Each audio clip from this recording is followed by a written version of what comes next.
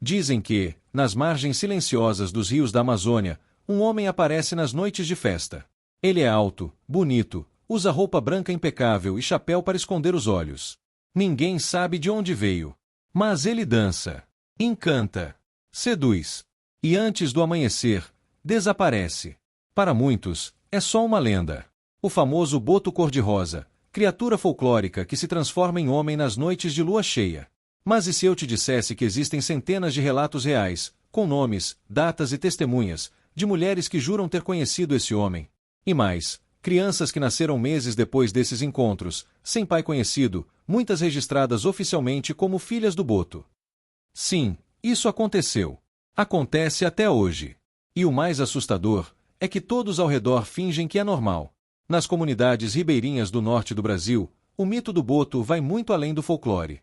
Ele está nas conversas das parteiras, nos registros dos cartórios e nos silêncios das famílias. O boto virou uma explicação aceitável para o inexplicável. Vamos voltar no tempo. Década de 70. Interior do Pará. Uma adolescente de 16 anos aparece grávida.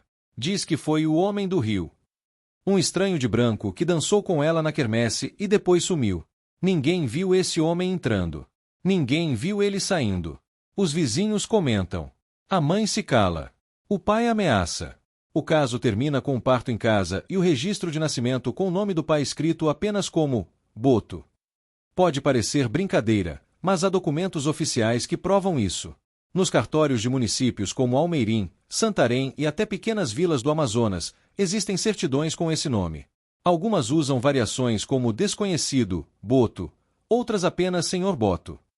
Mas o que antes parecia uma crença popular, começou a chamar a atenção de pesquisadores.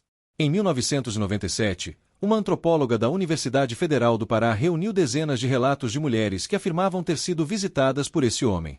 Elas descreviam detalhes físicos, falavam dos encontros, da sensação de encantamento, e de como tudo parecia um sonho, até que a barriga começava a crescer. Algumas contavam com vergonha. Outras com uma certa devoção. Mas todas tinham algo em comum. Nenhuma delas sabia, ou queria dizer, quem era o pai de seus filhos. É aqui que a história muda de tom. Porque o mito do boto, ao mesmo tempo em que parece mágico, também esconde verdades sombrias. Em muitos desses casos, os encontros relatados aconteceram com garotas muito jovens. Algumas nem tinham completado 14 anos. Em comunidades pequenas, onde todo mundo se conhece, muitas vezes o verdadeiro pai era alguém próximo. Um parente, um patrão, ou até mesmo um líder local. Mas assumir isso, denunciar, impensável. Então a culpa ia para o rio, para o homem encantado, para o boto. E era mais fácil assim, mais cômodo. A lenda dava à vítima um véu de inocência, e ao agressor, a certeza de impunidade. A cada história contada à meia luz de um fogão a lenha, mais o mito ganhava força. E o mais inacreditável, todo mundo sabia disso. E ninguém fazia nada. Se você chegou até aqui, já deve estar sentindo que essa história não é só uma curiosidade cultural. Ela é um reflexo de algo mais profundo, mais antigo e mais perverso. Por isso, se esse tipo de conteúdo te impacta e te faz pensar, se inscreve agora no canal Parece Mentira. Aqui a gente desenterra verdades que muita gente prefere manter escondidas. Curte o vídeo, comenta aqui embaixo o que você já ouviu falar sobre o boto e compartilha esse mistério com alguém. Porque o que vem a seguir vai te deixar ainda mais desconcertado. Nos anos 2000, a imprensa começou a se interessar por esses casos. Em 2004, um jornal da capital fez uma matéria sobre o uso do mito do boto para encobrir paternidades forçadas. A repercussão foi enorme. Casos antigos voltaram à tona. Algumas mulheres decidiram quebrar o silêncio. Mas aí veio o inesperado. Um grupo de estudiosos, ao tentar investigar de forma mais científica, decidiu realizar testes de DNA em algumas dessas filhas do boto. O resultado? Muitos dos pais eram homens vivos e bem conhecidos nas comunidades. Homens respeitados. Alguns até tinham outras famílias, outros cargos públicos. Em pelo menos 3 casos, havia ligação de parentesco direto entre mãe e pai. Mas nenhum desses homens foi responsabilizado. O silêncio venceu. O mito continuou. E mais crianças continuaram nascendo sem pai. Filhas do boto. Filhos do esquecimento. Agora, vamos mergulhar nas histórias mais marcantes já registradas. Uma mulher que jurava conversar com o boto desde a infância, um caso que chegou aos tribunais e um ritual de despedida para um boto apaixonado. Tudo real. Tudo documentado. Ele me visita desde que sou criança. Sempre no mesmo horário. Quando a lua fica cheia e o rio canta diferente. Essa frase foi dita por Luzinete Asterisco, moradora de uma comunidade ribeirinha no interior do Amazonas. Ela nunca saiu de sua vila. Nunca a estudou. Mas durante anos, repetiu para todos, inclusive para a própria filha, que o pai da menina era o boto. E mais, que ele aparecia, conversava e a protegia. A filha cresceu ouvindo que era especial. Filha do rio. Metade gente, metade encantado. Foi só quando a menina completou 13 anos que a história ruiu. Ela revelou a uma professora que vinha sofrendo visitas noturnas de um parente próximo. O caso foi parar no conselho tutelar. A versão da mãe, de que tudo era coisa do boto, começou a ser desfeita. O homem em questão foi interrogado, mas a comunidade se mobilizou a seu favor. Fulano é bom. A menina inventou isso por influência de cidade grande. O caso foi arquivado. Não foi o único. Em comunidades isoladas, o mito do boto funciona como uma blindagem cultural. Ele impede perguntas, silencia acusações e, ao mesmo tempo, traz conforto. Sim, a quem acredite com fervor, que realmente vê o boto, que sente sua presença. Há relatos de mulheres que sonham com ele por anos. E quando acordam, sentem que foram tocadas. Algumas até dizem que engravidaram em sonho. É aí que entra um dos casos mais intrigantes já documentados. Em 2011, uma mulher chamada Joana Asterisco, moradora da região de Afuá, Pará, entrou com pedido de pensão para sua filha, do boto. A juíza, pasma, mandou arquivar. Mas meses depois, pressionada por um defensor público e um grupo de pesquisadores, reabriu o processo com o objetivo de investigar de forma simbólica. Joana se manteve firme no depoimento. Ele veio do rio. Era lindo, de branco. Não disse o nome. Dançou comigo e me levou até a beira d'água. Quando acordei, estava sozinha. 9 meses depois, minha filha nasceu. O tribunal entendeu como uma forma de negação da realidade. Mas o caso gerou debates. Um antropólogo convidado afirmou: não é apenas mentira. É uma narrativa de proteção. Muitas mulheres usam o boto como escudo para evitar estigmas, vergonha e até violência. Durante a audiência, Joana foi perguntada se poderia indicar algum suspeito real. Ela se recusou a responder. E o processo foi encerrado. A criança hoje tem 13 anos. E o campo nome do pai ainda diz, Boto. Enquanto isso, outras histórias chamavam atenção. Em 2016, em uma comunidade próxima ao município de Alenquer, um grupo de moradores realizou um ritual de despedida.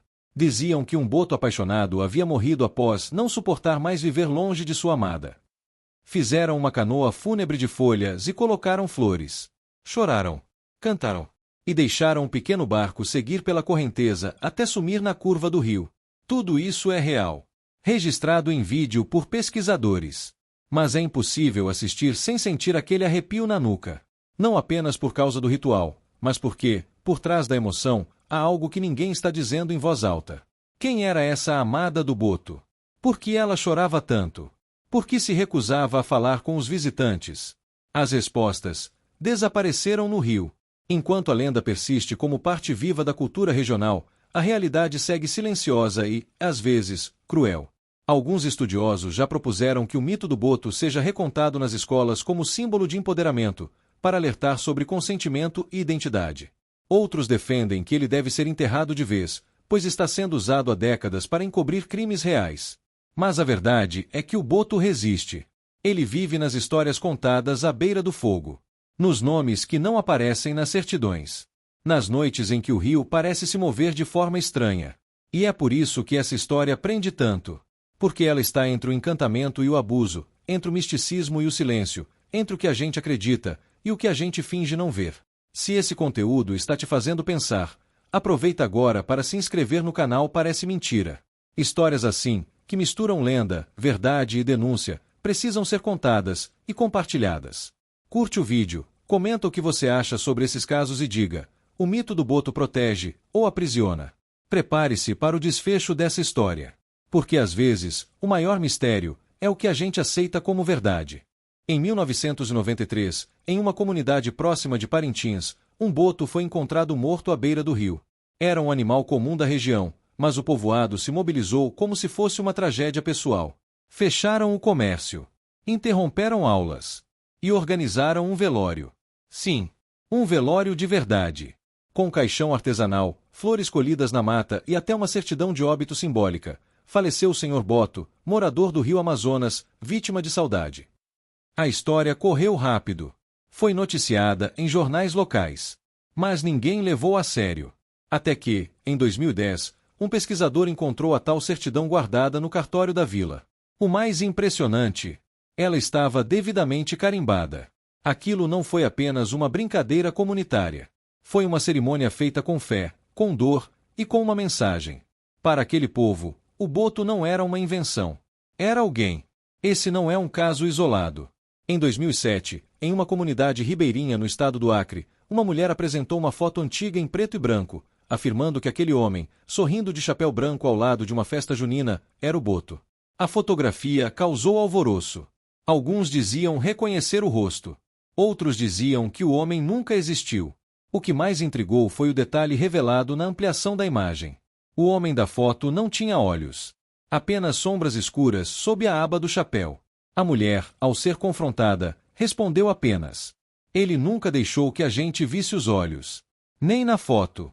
Os pesquisadores descartaram manipulação digital. Era uma fotografia original dos anos 60. E até hoje, ninguém identificou o homem. Muitos casos assim foram sendo arquivados, rotulados como lendas urbanas ou distorções da memória. Mas alguns registros oficiais ainda desafiam qualquer explicação lógica. Como o caso da criança registrada como filho do boto, com CPF, nome completo e nenhum documento de pai ou mãe humanos. Isso foi possível porque, em certas localidades, juízes autorizam o registro com base em relatos da comunidade. O cartório seguiu o costume. E hoje, esse jovem tem documentos legais, com pai desconhecido e avô registrado como Rio Solimões. Impossível? Sim. Mas está nos arquivos. E então vem a grande questão. Por que ainda acreditamos no boto? A resposta pode ser mais profunda do que parece. O boto é, ao mesmo tempo, culpado e herói. Ele tira o peso da vergonha. Assume culpas que ninguém quer nomear. Para as mulheres, ele é mistério. Para os homens, uma desculpa conveniente. Para a comunidade, uma maneira de seguir em frente sem conflito. E isso torna essa história tão poderosa quanto perigosa. Em 2019, um documentário independente tentou entrevistar famílias que registraram filhos como o do boto. Poucos aceitaram falar. Uma senhora resumiu bem o que muitos sentem. Se foi o boto ou não, não importa. Melhor ele do que o nome que eu nunca mais quero ouvir. E talvez seja isso. O boto é o véu. A máscara. O pacto silencioso entre o que aconteceu e o que ninguém pode provar. E é aí que essa história deixa de ser apenas um folclore e se transforma num retrato do Brasil profundo. De um país onde o real e o imaginário se misturam. Onde a dor é escondida atrás de uma fantasia. E onde, muitas vezes, a mentira serve de escudo, para proteger a verdade. Se você chegou até aqui, sabe que essa história vai muito além de um conto de pescador. Ela é parte viva de uma estrutura que se repete, entre silêncios, descasos e memórias seletivas.